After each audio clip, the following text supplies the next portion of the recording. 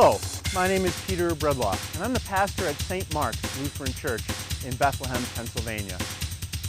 And I want to talk to you today about an old saying, and that is, if it ain't broke, don't fix it. I am a person who really enjoys sports. I like watching sports, and I like participating in sports. And two things in particular really excite me, and that's ice hockey and bicycling. I want to tell you about both for just a moment. The first thing is, ice hockey has changed over the years dramatically. Helmets have gotten better, which have reduced concussions. Sticks have gotten better, they're faster, they're stronger, they bend better, so you can shoot the puck faster than ever. Equipment for goaltenders has improved dramatically so that injuries are lowered very much over, say, even a decade ago. But when you look at hockey, since its creation nearly 2 centuries ago, one thing hasn't changed. The shape of the stick is pretty much the same. The skates are pretty much the same. The outfits, the jerseys, pretty much the same. Because those things weren't broken, so there was no need to fix them. They were improved for sure, but the basics never changed. I'll tell you about bicycling also. I'm speaking to you in the summer, which you can probably see behind me. And the Tour de France just finished its 100th racing season. It was a remarkable race this year. And when you look at bicycles today, they are unbelievable. Carbon fiber, new wheels and certain kinds of rubber, pedals, the suits that the cyclists wear are now much more streamlined. The helmets are streamlined to shave seconds off of the races. It is remarkable to see what's changed over the years. And yet, a bicycle itself hasn't changed much in the 100 years of the Tour de France. Wheels are still round. The chain is still pretty much the same. The gears in the back, called the cassette, is pretty much the same thing. Why? Well, it wasn't broken, so it hasn't been fixed.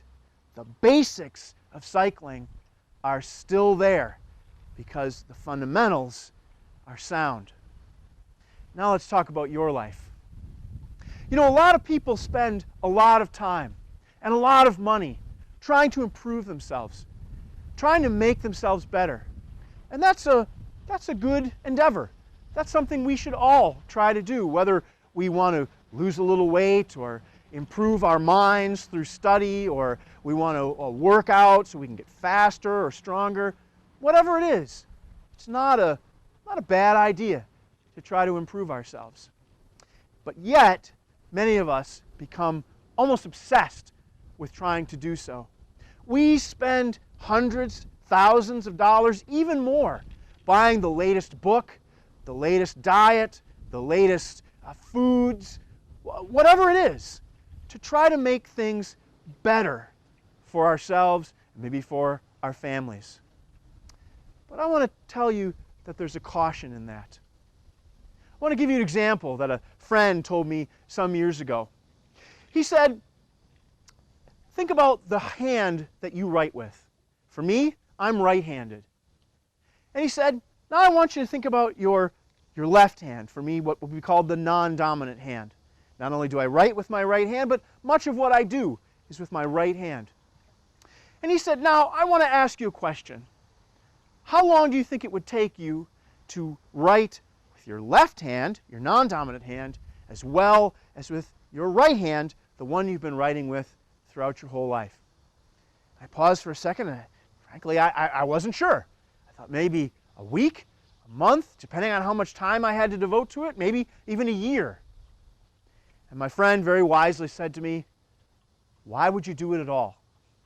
He said, you have a perfectly operational right hand. It's fine. Maybe if something happened to your hand, you broke your bones, or it was rendered useless for some reason, well, sure, then you'd have to use your left. But in everyday life, all things being equal, your right hand isn't broken. So why try to fix it? That made me pause. And I've thought about that for a long time since he gave me that example. And the message I want to share with you today about that is this. God made you the way that you are. And God gave you gifts and skills and abilities to use for the work of His kingdom. But we often focus on what we can't do, the things that we feel like God left out, the things that we think, oh, I wish God would have given me that, instead of focusing on what God has given us and how we might use that for His purposes. So what do? Well, the first message is, you're not broken. Yes, there may be some things about yourself that you'd like to change. As I mentioned earlier, you might not like everything about your body, and you might want to get into a more fit situation. Or you might say, gosh, I feel like I'm not where I really want to be with my education, or I may not be in a place, I want to be a better parent, or a better child to my own parents, or a better co-worker, or somebody who's more respected in my field of work. All of those things are wonderful, and all of those things are worth achieving. But it's when we focus so hard on what we're not that we miss all of the things that God sees in us that we are. Because again, you aren't broken, so you don't need to be fixed. Concentrate instead on your gifts, on the things that God has created in you that are good. I told you I like hockey, but I was never good enough to play at a level that would have even gotten close to professional. Now, I could have said to myself, oh, I'm terrible, I'm awful, I'll never get there, I've got to keep working. The fact is, I think all the work in the world probably wouldn't have taken me to the highest levels. But instead, I said to myself, how can I use that love, that gift that God has given me in a way that I am good at? I've always seen myself in part as a teacher also, and a speaker.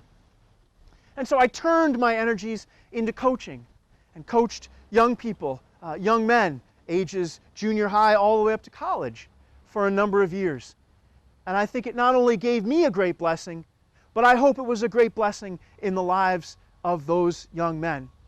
So instead of saying, oh, I'm broken and I can't be fixed, I was able to turn it and say, I'm going to use that gift to build up other people. What is it for you that you might be saying, oh, I'm broken, I need to fix this? And is it something that needs to be fixed? Or instead, can that be turned towards something that is a gift, that can be fulfilling, that can offer something to the people in your life that is important? So to finish, remember, God created you the way you are and is pleased and loves the way that you are. You aren't broken, so don't worry so much about what needs to be fixed. But second, something that you feel that you might want to fix, instead of worrying so much about whether or not it can be done, see how that might be turned towards a gift that you already have and used. And finally, let go of those things that simply can't be fixed. Our Heavenly Father reminds us that there are things that only He can do. And in prayer, we're called to release those things into His care, into the care of Jesus Christ, so that they can be taken care of. And we can spend our time becoming the people that God has called us to be. Thank you. I hope you have a great day.